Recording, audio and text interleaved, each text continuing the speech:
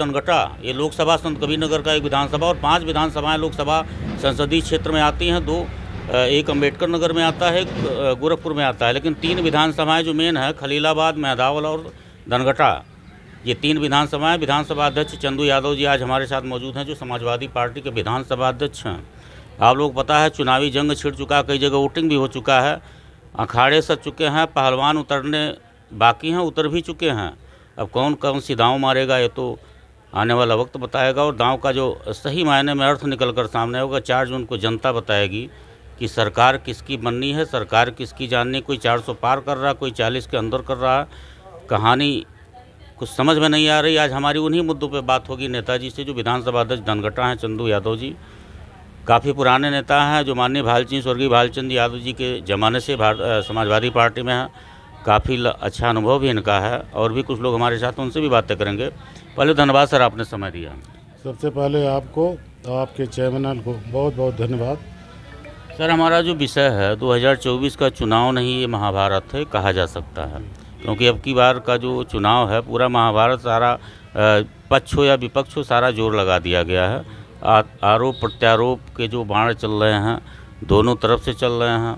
अभी तो खैर जनता तय करेगी 4 जून को कि होना क्या है। अगर आपके विधानसभा की सर बात किया जाए तो क्या माहौल समाजवादी का है? आज समाजवादी पार्टी का हमारे विधानसभा में नहीं, ज़िले में नहीं, प्रदेश में नहीं, पूरे देश में जो है भारतीय जनता पार्टी जो काम कर रही है पूरा कोहराम मचा हुआ है। सभी अल्पसंख्यक हुए, व्यापारी हुए, किसान हुए, मजदूर हुए, और मतलब जो हैं सभी गरीब नौजवान साथी, सब व्यापारी, सभी लोग त्रस्त हैं भाजपा से, और समाजवादी पार्टी भी इंडिया गठबंधन को देख रहे हैं, और पूरी तरीके से समाजवादी पार्टी और इंडिया गठबंधन के पक्ष में सभी जात, सभी धर्म के लोग वोट देने के लिए मजबूर हैं। और विवश नेता बनते हैं तो उनको आजीवन पेंशन मिलती है, ये कहाँ का न्याय है? ये बीजेपी वाले करते हैं, बताइए। जो किसान अग्निवीर योजना जो लेके आए थे, ये क्या है, कुछ समझ में आता है? ये बताइए, किसान का लड़का जो गरीब होते हैं उन्हीं के लड़के मेहनत से तैयारी करके आर्मी में, फौज में जाके भर्ती होते थे, लेकिन आज वो भी 4 साल के लिए भर्ती होंगे। 4 साल में इतना पैसा उनके पास नहीं होगा कि वो आके कोई बड़ा बिजनेस कर लें। वो तो कहते हैं कि 4 साल में उनके पास इतना पैसा हो जाएगा वो बिजनेस कर लेंगे। 4 साल के लिए अगर पैसा हो जाएगा बिजनेस कर लेंगे। मोदी जी कहते हैं कि यहाँ के नवयुवक पढ़ाई के बाद अगर नौकरी नहीं पाते हैं तो पकौड़ा तल सकते हैं। पकौड़ा क्यों नहीं अमित शाह के लड़के तलते हैं? क्यों नहीं मोदी के और भाई हैं उनके लड़के तलते हैं? बताइए। जो इसमें बड़े बड़े नेता हैं उनके लड़के क्यों नहीं पकौड़ा तलते हैं? क्यों हमारे देश की जो गरीब भोली भाली जनता को वोट लेने के लिए कहते हैं कि पकौड़ा तल के वो रोज़गार ले ले? ये रोज़गार नहीं होता। अगर हम MA BEd किए हैं, B.Ed किए हैं, तो B.Ed का मतलब है अध्यापक होना चाहिए हमें। आज अगर अध्यापक हम नहीं हैं तो हमें कहाँ रोज़गार मिला? कोई अगर M.Tech किया हो तो उसको किसी कंपनी में उसको मैनेजर होना चाहिए, लेकिन इंजीनियर है तो मैनेजर होना चाहिए, कंपनी में उसको होना चाहिए। तो उसको अगर वहाँ नौकरी नहीं मिलती है तो वो बेरोज़गार है। तो ऐसे लोग जाके अब पकौड़ा तलें? क्या हमारी सरकार यही करेगी? आना चाह रही है कि कितना जल्दी इस सरकार से छुटकारा मिल जाए। अभी आपने देखा कोरोना वैक्सीन वाला मामला, अब उसको स्वीकार करने से क्या मतलब, जब करोड़ों लोगों की जान चली गई हमारे देश के।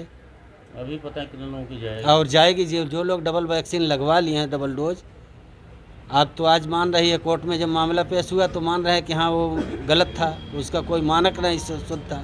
अब लोग तमाम नौजवान हार्ट अटैक से मर रहे हैं। लेकिन उसमें तो सारा विश्व शामिल है, केवल भारत नहीं, पूरे विश्व। सारे विश्व हमको भारत से मतलब, जहाँ हम पैदा हुए, जिस देश के हम नागरिक हैं, जहाँ हमारा रहना है, हमको वहाँ से तो मतलब है। कई लाख लोग मर गए, कफन नहीं नसीब हुआ, सभी धर्म जात के लोग। और कितने लोग बेचारे, जो नौजवान, जिसकी औलाद नौजवान हुई, जिस माँ बाप को एक उम्मीद है कि हमारा लड़का नौजवान हो गया, कमा करके सहारा बनेगा, और वो हार्ट अटैक से मर रहा है। 32 साल का, 35 साल का आदमी, उस परिवार से पूछिए क्या बीत रही है। कुल मिला जुला के अब की 400 पार है कि 400 के 400 पार नहीं है, ये लोग खुद पार हो जा रहे हैं। ये लोग खुद पार हो जा रहे हैं, चुनाव से बाहर हो गए ये लोग। सही बात ये है, आप देख लीजिए, हमसे बहुत ज़्यादा अनुभव आपके पास है। इनके सारे जो शीर्ष नेतृत्व हैं उनकी ज़बानें अब बिल्कुल लड़खड़ा रही हैं, मुद्दे से भटक करके बोल रहे हैं। जो कैबिनेट मंत्री हैं डॉक्टर संजय निषाद जी, उनका आरोप है कि समाजवादी वालों ने हमारे ऊपर हमला किया। सत्यता क्या है सर? देखिए, वहाँ तो हम थे नहीं, लेकिन लोगों द्वारा जो जानकारी हुई कि अगर किसी भी जनप्रतिनिधि से विकास के बारे में कोई पूछे, या कोई पूछ ले कि मेरा रोड अभी तक नहीं बना, या कोई पूछ ले हॉस्पिटल में दवा नहीं मिल रही है, कोई पूछ ले कि ब्लॉक पे काम नहीं हो रहा है, तहसील पे काम नहीं हो रहा, थाने पे काम नहीं हो रहा है, तो अगर जनप्रतिनिधि को सुचारू रूप से जवाब देना चाहिए और उनके साथ कोई भी दुर्व्यवहार की बात नहीं करनी चाहिए। जैसे वीडियो में 2-3 सेकंड का वीडियो देखा गया, माननीय मंत्री जी द्वारा हाथ बढ़ाया जा रहा है, इसके ज़्यादा तो प्रूफ नहीं हो सकता है। इसलिए मैं यही कहूँगा कि समाजवादी पार्टी के लोगों को, कार्यकर्ताओं को जो भी फंसाए गए हैं उनके साथ अन्याय हुआ है, उनके साथ न्याय होना चाहिए। दिया कहाँ तक सच्चाई है? मेरा मानना है राशन, इसके पहले भी राशन मिलता था। आज 13 रुपये प्रति महीने के हिसाब से जो है इनका कहना है कि जो लाभार्थियों को दिया जा रहा है 13 रुपया एक महीने में दे करके और 1300 रुपया प्रति व्यक्तियों के हिसाब से वसूला जा रहा है। जैसे आप डीजल ले लीजिए, पेट्रोल ले लीजिए, गैस सिलेंडर ले लीजिए, या किसी भी किराने की दुकान पे आप जाइए, जो चीज़ 400 रुपये किलो की थी वो 800, 1200, 1500 रुपये की किलो की हो गई है। ऐसे झांसे में अब सभी किसान, मजदूर सभी लोग सचेत हो चुके हैं और आने वाले समय में 25 तारीख को मुंहतोड़ जवाब देने के लिए तैयार बैठे हैं। 2019 में तो राशन ने खेल खेल दिया था, इस बार खेल होगा कि नहीं? देखिए, समय समय का परिवर्तन है। आज हो सकता है उस समय सभी लोगों को समझ में नहीं आया, लेकिन आज पूरी तरीके से समझ में आ गया कि भारतीय जनता पार्टी पूरे देश में क्या क्या कर रही है। नेताजी, यहाँ जो पूरे लोकसभा की बात मैं नहीं करूँगा, चूँकि विधानसभा अध्यक्ष हैं आप। अगर आप जिला अध्यक्ष होते तो आपसे बात करते।